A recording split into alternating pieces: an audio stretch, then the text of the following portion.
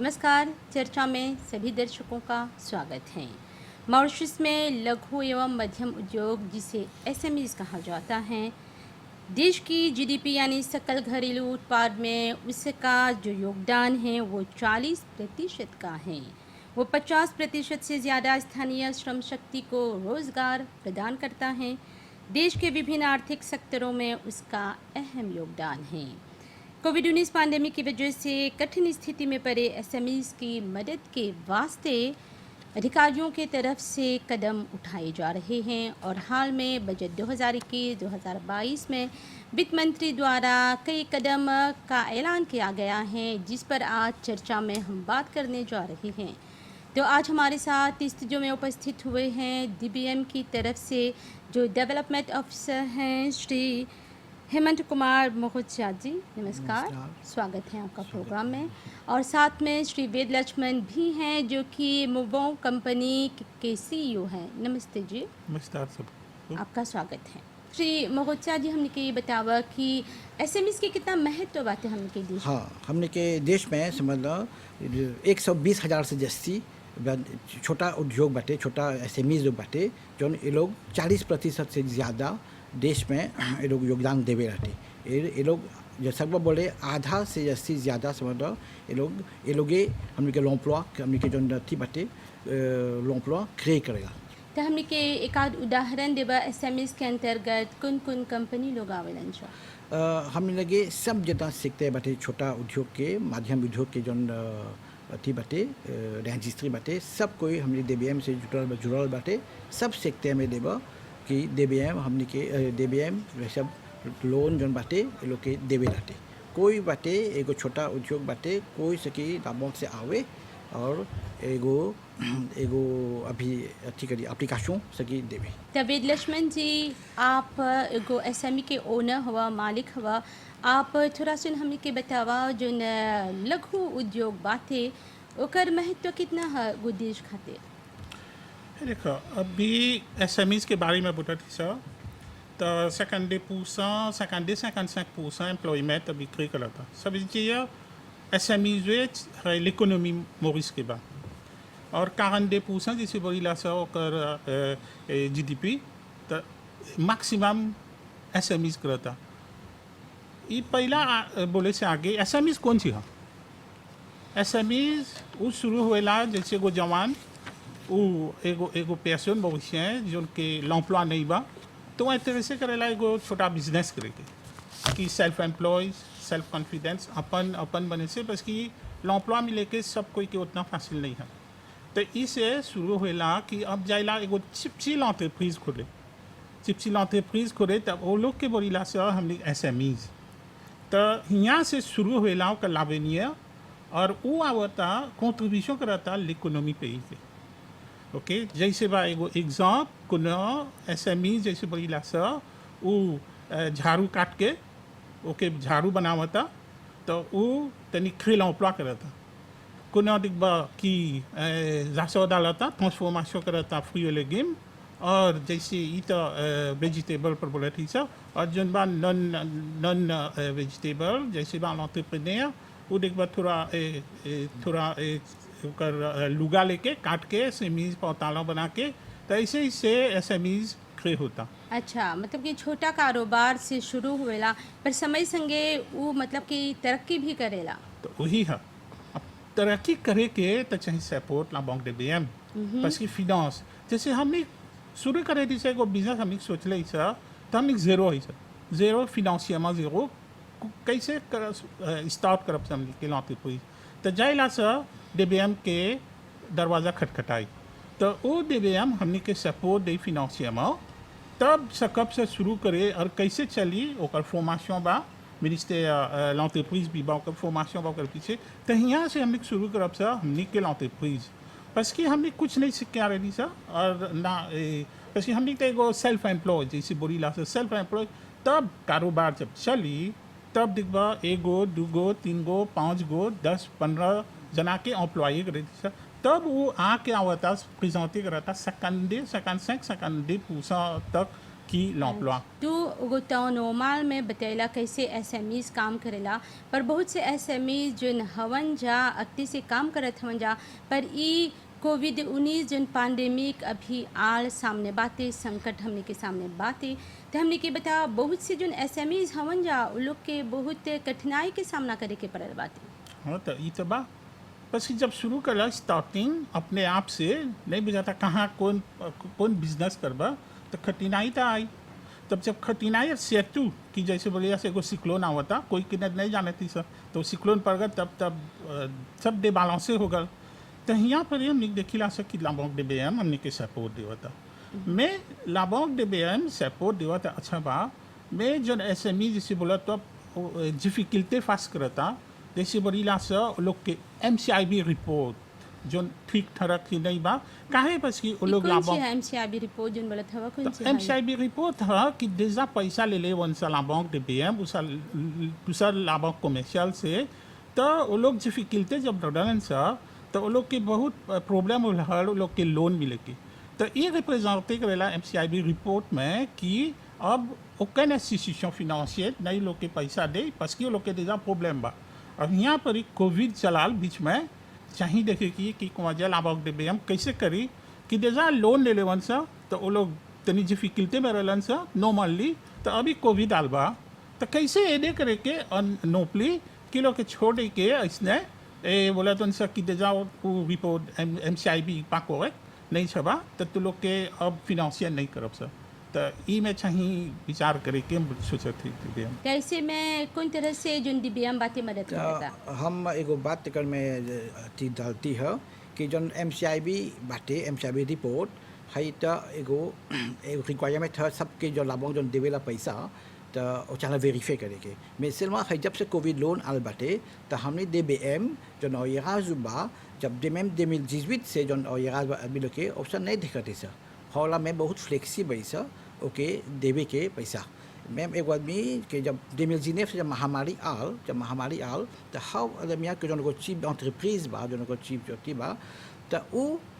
अफेक्टे हो गल, तो तब ओकर लोन जो रहल मैम DBM में रहल मैम कहूँ रहल तो नहीं सकल पे करे, जब नहीं सकल पे करे तो हमने ओकर में नहीं सबसे आड़ जोर डाले बोल के नहीं जाके पे करके आव तब जाके हम तोहरा लोन देव नहीं हाई हौला के हमने ओके नहीं दे कंसिडरेशन लेला से हाई एट एगो के मैं पर अब एगो एक जगह व्यक्ति एगो बहुत दिन के बाद से और ये राज बा रिता बाटे, तब भाव होला एगो एगो एगो सुशी के एगो ताका के बात है काहे बा हाउ सबके एक आदमी तनी कठिनाई होला। और नहीं तो जौन जैसे बोले दे जा है सब जौन रेसा जौन हाल के जौन बाटे जौन लोन लेवल गल बा कि आदमी मगाजा में ले ले बा जौन लोन ले दूसरा बगल मैम हमने के DBM में ले ले बा, तो हाउ होला के हमने बहुत फ्लेक्सिबल से देखिला सर। अब जौन पुराना वो बाटे हाउ होला के देखा सर कैसे ओके मदद करब सर, नहीं तो नहीं सकी ओकर कारोबार चलावे हाउ के लाभक देखा था कैसे वो लोग के लेप सा संगे से मतलब जब सकी ओकर कारोबार चले, मतलब कि वो नवा लोन खातिर एंटाइटल रही। हाँ नवा लोन के एंटाइटल रही और मैम ओकर कोविडो के लोन के एंटाइटल रही, जैसे बोला ऐसा कि देखब सा कैसे ओके एदे करब सा। बजट में जन वित्त मंत्री हवन कई गो मतलब कि सपोर्ट स्कीम के वो ऐलान कर ले हवन, हमने के अब थोड़ा सुन उस स्कीम के बारे में विस्तार से बताओ। जब महामारी चलाल पौडेमी चलाल गल बरिस तो गले बरिस से 2020 से हाई जौन हमने के कोविड-19 लोन स्कीम रहल जौन यंती रहल तो लागू करल गल बा गल बरिस से, और ओकर लैंतिगे रहल 1.5% सब छोटा छोटा एंटरप्राइज लोग के। तब का होल कि अभी ले कोचिने होते रहे हाई बरिस मास से मैम अभी बिजे अब पासे होल मास से सरकार एगो नवा डाल देती बा कि 0% 0.5% के लोन से सब छोटा माध्यम सब कारोबार के देवल ऐसा सबके देवल ऐसा एगो लोन बाटे 100,000 रुपये 1 लाख रुपये हाउ होला निःशुल्क है, मतलब कि इंटरेस्ट फ्री है वो मैं लेते नहीं दिया, और एंटरप्राइज 5 बरिस से नहीं पे करेला 5 साल ले नहीं पे करेला, जब 6वां बरिस हो तब 3 बरिस पे करी ओकर रिपेमा है 3 बरिस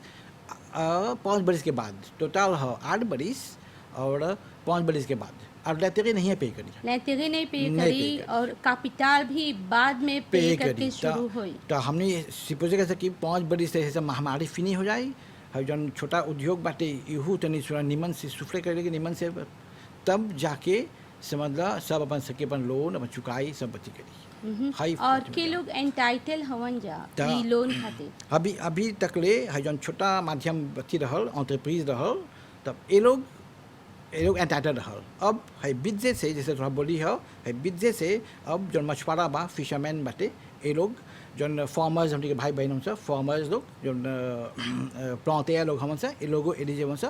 और वुमेन एंटरप्रेन्योर मतलब कि नारी संख्या के ये लोग एलिजिबल बाटे है सब लोन वन लेके 0.5% के 0% जन 100 मिल ले हो 1 लाख ले हो और जो 1 लाख से ज़्यादा रही तो हव लाख शुल्क 0.5 और जो स्टार्टअप लोग हवन जा कोई भी सके आई हाँ, ई अप्लाई तब- करे ई लोनवा ओकरा हाँ में हाई लाके हम तो यहाँ पर बोलती है कि है जन कोविड के स्कीम बाटे है डालल गल बाटे कि है जन एंटरप्राइजवा रहल एग्जिस्टे रहल कोविड आल एक अफेक्टे हो गल और जबकि एगो आदमी नौवा सिरे से अब शुरू करी तो एकरो हमने के नॉर्मल लोन बाटे ला बैंक में जो नकर लेते है 2% काफ़ी ढेर नहीं है 2% हबी के लिए देख बता तो हाई लके बस कि वो लोग कोविड में नहीं रहल वो लोग कोविड से नहीं अफेक्टे हो है जन कोविड लोन हमने बोली ला सा तो हाई कोविड लोन में जन एंटरप्राइज रहल वो लोग के सहायता दिवस में वो लोग काम करते रही चलते रही अच्छा तबीर लक्ष्मण जी जैसे कि बोलन कि दुकालते लोन बाते एगो 100 मिल 1 लाख जिनके कोनो भी लेते गने बाते सूद दर बिल्कुल नहीं बा और दूसर का बोलन जिनकी मैक्सिमम कितना बतेला रकम हाँ 1 मिलियन 1 मिलियन तक के 10 लोन लाख बाते और ओकर खातिर 0.5% लेते बाते एकर पर तो हर कोन विचार बाते नहीं ई त जो मिनिस्टर फिनांस de लेबा तो पावफे बा काहे parce कि ई फासों में जैसे एडे करता एंटरप्राइज के एसएमईज के तो ई त कबो हम नहीं सोचे रही कि यहाँ ले आई वो लोग एडे कर पर जैसे देवता लोन एंड मिलियन वो 100 000 रुपये avec जैसे un moratorium etc ओकर सब कंडीशन अच्छा से और सस्टेन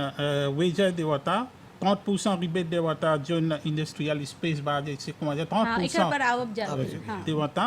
और आलोकेट स्पेस पर जैसे भाई जी बोलक सी वो लोग के प्रॉब्लम रहल एमसीआईबी रिपोर्ट आगे से 5 बरी से तो कोविड तो अभी आल बा अब अभी जब आल तो देजा ओकर एगो प्रॉब्लम रहल कि एमसीआईबी रिपोर्ट अच्छा से नहीं सकल पे ये करे के तब प्रॉब्लम होल तब कोविड चलाता सब जब 2 हला ओकर पर प्रॉब्लम आल बा अब कैसे चीनी करियो को लौटे प्लीज और अभी जैसे एगो ड्राई कंटेनर जब आवत ही हमने के मटेरियल लेके एयरपोर्टे रहती से यूएसडी रहल तो अभी तो हो गल बा 2,000 यूएसडी ई पहला देशम सब मटेरियल वे जो है तो मोते हो गल बा है देखो 10 जना के हम अप्लाई कर ले है जो हमार प्रॉब्लम रहल हमार बिजनेस अच्छा से नहीं चलत है काहे बस कि हमने एसएमईज है सब एसएमईज मतलब हमने अपन से शुरू करी सब हमने का बड़ा बड़ा कोतब नहीं बा कंसल्टेंट नहीं बा टेक्नीशियन नहीं बा जैसे गाँव लॉजिस्टिक के तो हमने यहाँ पर ये डेजा डिफिकल्टी कर रही सब हमने से हमार विचार से हमने शुरू करी हमार बिजनेस अब 10 जना के एम्प्लॉय करी अब कोविड चला बीच में तो ई में तो तनी समस्या बा काहे तब देखबा वही लॉन्टेप्रीज और डिफिकल्टी में चल गल बा और देखबा कि कुमार जब नहीं बा स्वा कि कुमार कम करवा लोग के निकाले के तब मिनिस्टर आई वो में तो और अच्छा से हमने के डिफिकल्टी और पड़ी तो ई में हम सोचते चाहिए विचार करे के चाहिए देखे की जो अधिकारीगण हवन जा वो लोग भी मतलब कि सपोर्ट दिलन जना जैसे कि ग्वास रहल वेज असिस्टेंट स्कीम तो वेज असिस्टेंट स्कीम के फिर एगो प्रोडक्शन करब ओके बेचब ओकर प्रॉफिट मिली तब न सकब सैलरी दे तो यहाँ पर ये सब तब प्रोडक्ट महंगा हो गल बा कंटेनर महंगा हो गल बा पोटासियम और मार्केट भी गिर गल बा है कोविड से काहे कि विदेशीय स्तर पर भी अंतर्राष्ट्रीय स्तर पर देखबा त स्थिति बहुत कठिन हो गल बाटे और सब चीज के भाव बढ़त बाटे और साथ में देश में हमनी के जो रुपए बाटे ओकर अवमूल्यन ओकर भाव गिरत और गिरता बस कि एगो डॉलर सब तो मोते होते जाता है इसे दिखाती सरोज की हमें के प्रॉब्लम कौन सी हमें के चाहिए चीनी करे के लॉन्ट्रीप्रीज जब बोले थे चीनी करे के नहीं बोले थी सब प्रॉफिट चाहिए आने के इस पर लॉम्प्लॉ जन हमने के काम करवा रहल 5, 10, 15, 20 बरिस से हमने के कॉन्फिडेंस में काम करता तो वो लोग हमने कैसे सपोर्ट देव हाँ छबा देवता sustaining wages, अच्छा बा. Mais अगर l'entreprise नहीं उले हुए है सब प्रॉब्लम financier, तो कहाँ आगे जब सा? तो हजा पर डीबीएम जोन बात है मतलब कि कौन तरह से सकी ये मदद करे हमने एनालिसिस करिया सा देखिला सा कौन कैसे बोली हम कि सबके सकब सा जब वो लोग के वो सॉन्ग्स देवी कोपा कैसे बोली हम कि लाभों को के एगो सितन रिस्पांसिबिलिटी है लाभों के सितन को रेगलेमेंट है मैं बतवा ई बा कि कैसे बोली है कि जन नवा अभी फेक के और रिटर्न रहल और ये राज रहल जन नहीं सकब चुकावे वो लोग के हमने कंसिडर करी रहा और जन पुराना रहल जन आगे से ओकरो नहीं बस के नहीं मिली ओकरो दिखला से कैसे बस क्या है कैसे बोला कि ओकर संगे वो कैसा कितना काम करेला हमने नहीं खुश ऐसे कि वो एंटरप्राइज बंद होगी और लोग के चाहेला हमने के इधे करेगी और लाभों इधे करता और भी लोन देवा तक माजे वो पैसा अदायगी पेमेंट के थोड़ा सुविधा देवल जाए मतलब कि जस्ती लेता देवल जाए इस तरह के बात हाँ हमने के जितना लोन बा हबी है सब कोविड के सबके एगो मुआवजा मिला मतलब कि एगो समय यानी कि 1 बरिस 2 बरिस जब अपन पहुँचे है तो वो लोग के एगो मुआवजा मिलेला नहीं पे करे के और नहीं तो कैपिटल वे लेते हुए नहीं पे करे जीतू लेते रहे वो 1 बरिस के बाद जाके पे करी मतलब कि कंपनी के नहीं बन निकाले के कुछ पैसा लोन करे के खाली अपन कंपनी के जो बा अपन ची एंटरप्राइज बा ओके संभाले के और कौन दूसर मेजर ऐलान करल गल बा एसएमएस खातिर तो हाई बजट में काफ़ी बहुत मेजर्स बाटे जो गवर्नमेंट डाला था बस कोई नहीं सोच रहा कि हाइयो बरिस कोविड-1 कंटिन्यू होते रही कैसे बोली हम गल बरिस के जौन हमने के कोविड लोन रहल तो ओकर में लगभग 1000 आदमी लोग ओकर से लाभ उठेलक 1000 गो एंटरप्रेन्योर 1000 गो एंटरप्राइज समझ और 1000 गो एंटरप्राइज बा कहीं नहीं ओकर संगे उतना एम्प्लॉये बा मतलब उतना सब एम्प्लॉयों के लाभ से मतलब कंसिडर करलक और हाई बरिसवा कैसे बोला था एगो 9 गो 10 गो नवा स्कीम लागू करल बा एक आध गो अभी अब शुरू हुई समझ अब ऐसे आगे दिन में एक आध दिनों में अभी शुरू हुई खासकर नवा स्कीम बा ओकर बारे में बताओ तब नवा स्कीम बाटे हबी एगो टूरिज्म बिजनेस कंटिन्यूटी का होल बा कि हबी तमने के सेक्टर टूरिस्ट सब जैसी अफेक्टे बा हाई महामारी से हाई पैंडेमिक से तो एक गवर्नमेंट मतलब सरकार एगो योजना दल लेबा टूरिज्म बिजनेस कंटिन्यूटी मतलब कि एगो एंटरप्राइज एगो होटल जिसका 10 मिलियन 1 करोड़ समझ 10 मिलियन ले सकी लोन लेवे l'intérêt ओकर सूद रही 0.5% 0.5% आधा % में ओके मिली और होटल भी एसएमएस के अंतर्गत आवेला हाँ बाटे कितना बा जन टूरिज्म अथॉरिटी के बाटे तो वो लोग के टर्नओवर जन बाटे 50 मिलियन है बा तो वो लोग एसएमएस गनाला तो ये लोग खातिर एगो नवा योजना बनावल गया स्पेसिफिक जौन हमने के रहल बैकयार्ड गार्डनिंग के पहले रहल हमने के तो जिस नारी लोग लेवत रहल तो अब हाउस होल्ड मतलब घरेलू के हो गल बा मतलब कि पति पत्नी दोनों से कहीं जाले कोई लेवे और ओकर सोम रहा पहले 25,000 रुपया तो 25,000 रुपया अब शामिल हो गल बा 1 लाख हो गल बा एगो प्रोजेक्ट करी कोची किनी कैसे किनी तो प्रेजेंटे के बैंक के तब ओकर जिसका 1 लाख ओके से की मिली हाइला बाटे और गल जौन प्रोजेक्ट कोविड रहल तो ढेर जौन हमने के जौन बुची के भाई बहन रहल तो वो लोग के ओकने लोग के ढेर सुविधा मिलल हाई बड़ी स्वास्थ्य मतलब हाई बजट में गवर्नमेंट को स्कीम डाल बा कि जौन बुची के बा रिटेलर्स बा डिस्ट्रीब्यूटर बा वो लोग के एगो लोन दे बा 5 मिलियन ले 5 millions दे के ओकर l'intérêt रही 3.5% काहे 3.5% काहे हम बोलबा कि जस्ती बाटे बस लोग खाली किन के बेचेला लोग ट्रांसफॉर्मेशन नहीं करेला उतना रिस्क नहीं उठावेला तो वो लोग के और जिसका 5 millions ले लोग के स्कीम मिले एगो लोन हाई बाटे मेजुएवा और बाटे सोलर किट्स किने के फोटोवोल्टाइक के हाँ फोटोवोल्टाइक के 1 लाख ले सकी मिले 2% l'intérêt में कोनो भी हाउसहोल्ड खातिर और आरो गो स्कीम बाटे जौन पानी रखे के जैसे सब हमने के भाई में रोड्रिग में जैसे अफेक्टे होला तब वाटर स्टोरेज जौन बाटे वाटर स्टोरेज करे के एगो लोन बाटे 2 लाख ले 200 मिल ले और 2% l'intérêt एगो अभी देख ली सकी जब से महामारी हो गल तो ढेर अच्छी लोग बा जौन लुटुत हुए बोला बा कवाश लोग नहीं इसका काम करे वो लोग वाप नहीं रहा वो लोग आदमी नहीं सकते निकले वो लोग जैसे अफेक्टे हो रहा था हाई बजट में गवर्नमेंट दले बा कि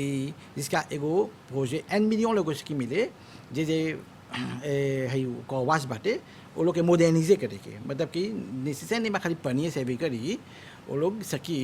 दूसरा टेक्नोलॉजी मतलब कैसे हर ड्राई वॉश करे के सब है सब देखें से कैसे जिसका एन मिलियन से की मिले वो लोग के नैतिक त्वापूस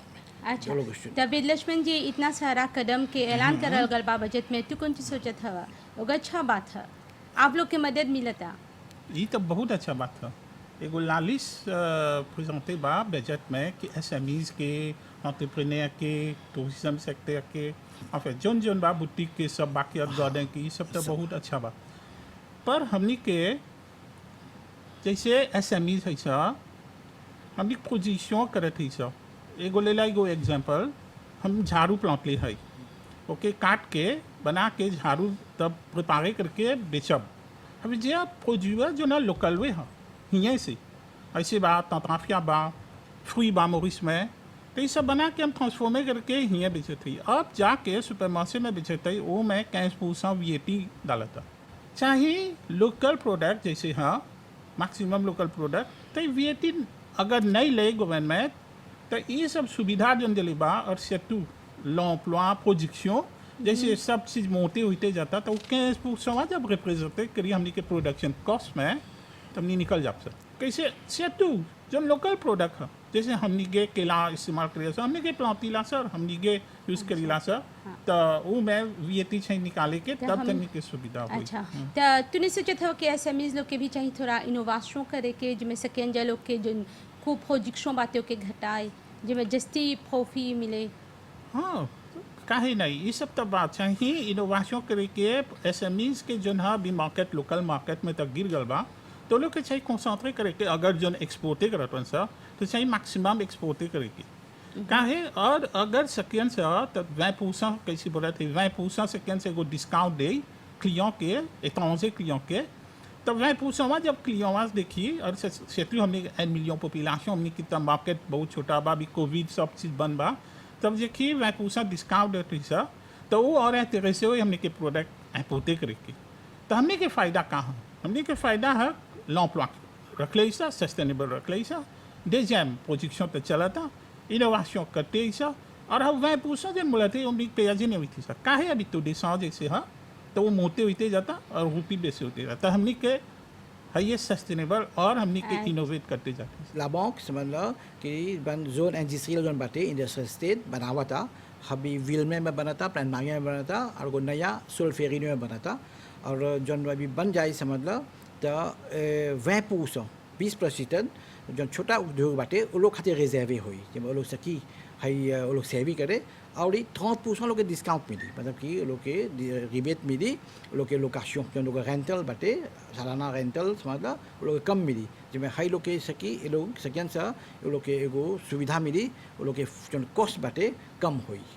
हाई रेंटल बाटे हाई बड़ी से शुरू हुई बस कि जोन 1 जैसे बन जाए तब इम्प्लीमेंटे हुई तो महोचा जी इस सब लोन के बात करला अब हमके बताओ कौन तरह से चाहिए अप्लाई करेगी हाँ हाई एप्लीकेशन जो बोली जा हाई सकी ऑनलाइन होवे हमने के सिटवा में ढुके DBM लोन हाई से सकी एप्लीकेशन घर बैठे सकी एक जना एप्लीकेशन करे और नहीं तो लोग सकी आई हमने के सब शाखाएं में 5 गो शाखा बा यहाँ मोरिस में और 1 गो बा रोड्रिग में हुआ पर जाए जाके अपन एप्लीकेशन हुए पर छोड़ देवी सब जन डॉक्यूमेंट बोली से आने के अभी हाल में हमने देख ली से जन ऑनलाइन एप्लीकेशन रहल कोई लोग कितना लोग जन डॉक्यूमेंट बोली से छोड़ डाले के उगर में तो निमन से डॉक्यूमेंट नहीं दिले उनसे हाई खातिर हमने बहुत कठिनाई होता पर फिर से लोग के देखे के वो लोग के मांगे बोले कि हाई डॉक्यूमेंट आना हाई कागज़ आना तब हमने एगो गुजारिश कर दी सर कि जे एप्लीकेशन करी ऑनलाइन जितना हमने डॉक्यूमेंट बोली सा ओकरा लिखल बा सब दे लेके हमने एगो क्लियर डॉक्यूमेंट मतलब कि साफ डॉक्यूमेंट जब सब सब लोनवा हाली से प्रोसेस करे अच्छा तो DBM के डेवलपमेंट ऑफिसर श्री महोचा जी और साथ में वीर लक्ष्मण जी बहुत बहुत धन्यवाद ये सब जानकारी खातिर तो इस तरह आज हमने बात की एसएमईज़ की बजट में जो फैसले लिए गए हैं, जो सुविधाएं प्रदान की गई हैं और एसएमईज़ किस तरह से इसका फ़ायदा उठा सकते हैं। हम यही कहेंगे कि आप भी अपना रोज़गार खुद पैदा करें, खुद मालिक बने, दूसरों को भी रोज़गार प्रदान करें। तो आज की चर्चा में इतना ही, अनुमति दीजिए। नमस्कार।